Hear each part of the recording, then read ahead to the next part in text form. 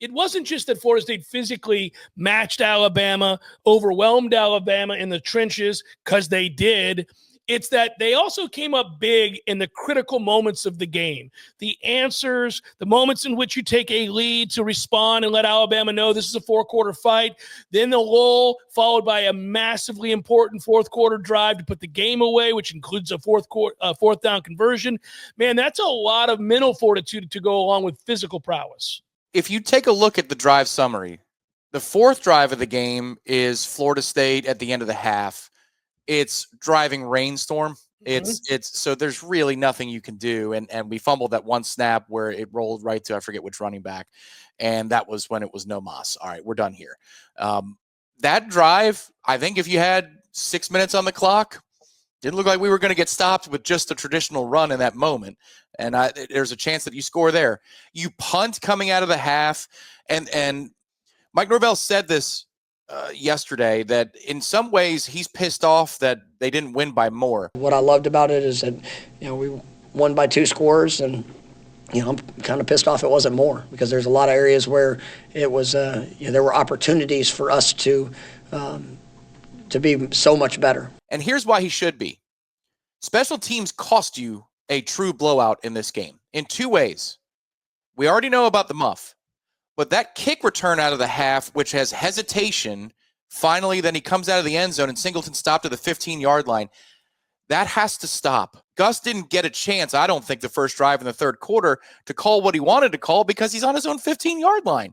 That's football 101. When you're pinned back in your own territory, you ain't exactly breaking out the tricks. That double wheel, the clear out from Deuce to Jalen Lucas, I'll bet you that's what he wanted to call if we started on the 25-yard line and just took a touchback. Well, and here's the thing about that.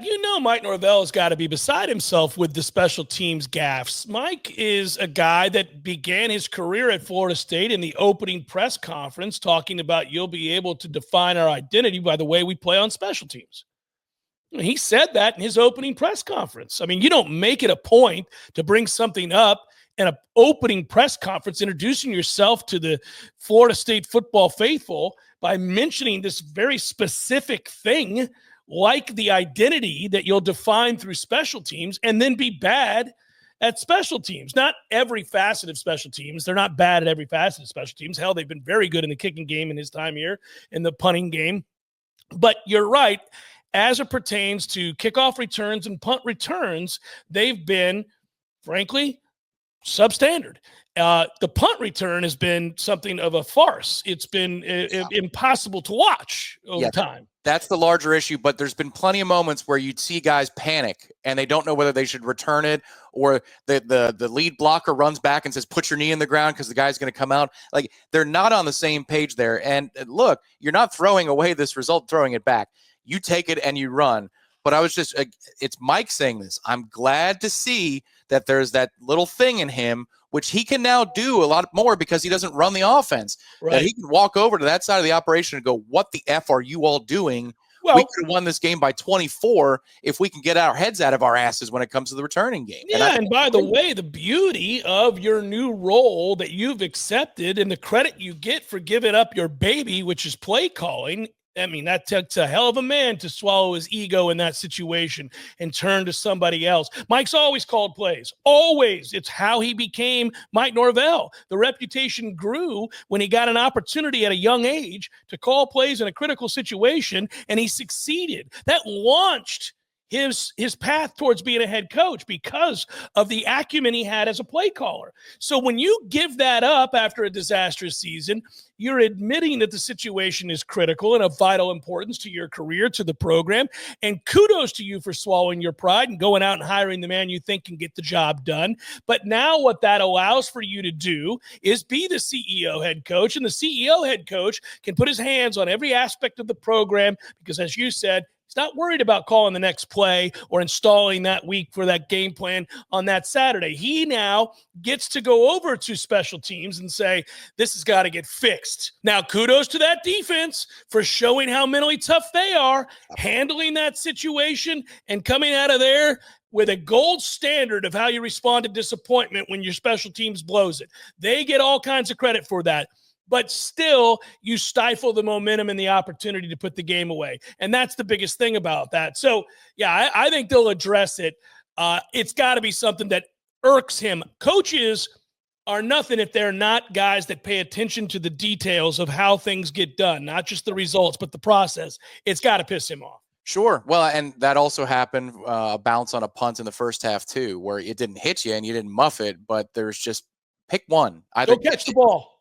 Catch the ball or run for the hills and yell Peter and get everybody out of Dodge. But this stuff in the middle has got to go. The good thing, though, about that is when you do win and it provides you adversity, self-inflicted as it might be, you learn something about yourself. Tony White learns a little bit more about the operation of sudden change. Yeah, you can simulate that in a scrimmage or in a practice, but there's a real sudden change. And there's the real feeling in the building because 70,000 are giving you the feeling of, oh, no, here we go again. And how do you respond to that? Can you, in your chest, handle that feeling of pressure? And they did. And also a thing that I don't think they signed up for, on Monday morning thinking that this was going to happen out in Alabama week. You got to learn how to play from ahead in a situation like that and against an opponent like Alabama. They probably were hoping that they could play from a score ahead, not 17 points ahead. That's a great lesson to learn, and you can learn it about your guys on the fly. How do you handle that kind of crazy pressure we talk about often in individual sports like golf? If you're sleeping on a lead, that's what you had at halftime. That's what you had at 24-7. Yeah. It's, do I continue to press on the gas? Do we get conservative? Well, with a real opponent like Alabama, you got to figure out some of the answers and get that experience, which I don't think anybody saw coming, which is pretty cool.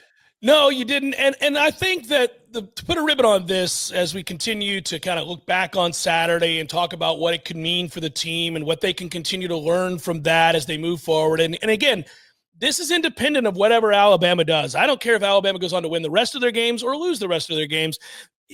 What this provides you are opportunities to learn about yourself and to gain confidence. And obviously for an event, it was a rousing success because Saturday was not just a game, not just an opening game, but it was an unveiling of a new Florida State football program, the stadium, operations, the team, the coaches, most of the players that started.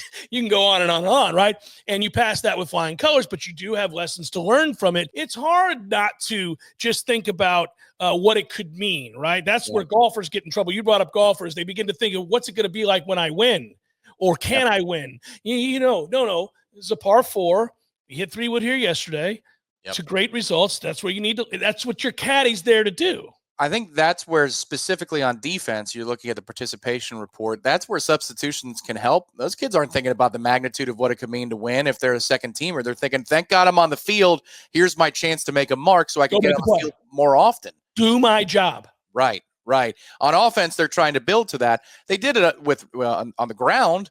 7 different players ran the ball, which I didn't have that in my bingo card, just like I didn't have 25 players getting in the rotation on defense. But that also helps, because those kids are embracing the moment that they get, because they're not going to get very many of them. But Tom, and that's the beauty of the one thing we did think we'd see, and we did see, which is that you don't get on the field for these new coaches if you don't do what you're told to do and buy in completely. So when you get a kid who's not a starter, but he's earned the right and is tapped on the shoulder to go out there, he knows he's being watched very carefully, and the ramifications for not doing your job or doing what you were taught to do are they've already been shown to be critical. You won't play, or you'll be demoted.